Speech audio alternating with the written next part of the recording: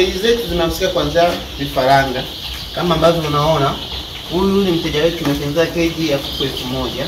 Hapa ameweka vifaranga 700. Unaona kuanzia chini, leo ni siku ya 5, viko vizuri.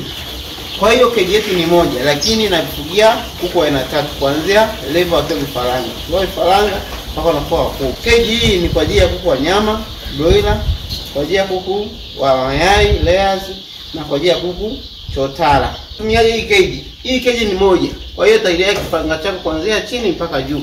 Kama ambavyo unavyoona vifaranga ambavyo tuna siku 5.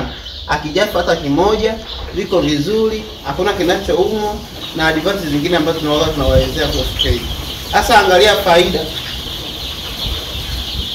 Angalia faida ambayo mtu anaipata. Hamna contamination, kusema kwamba utawaingia sina maviatu utawakanyaga, hapana. Usafi ni very easy, kama ambavyo unaona unavuta bati then una squeeze na kurudisha bati lako kama ambavyo inatakiwa.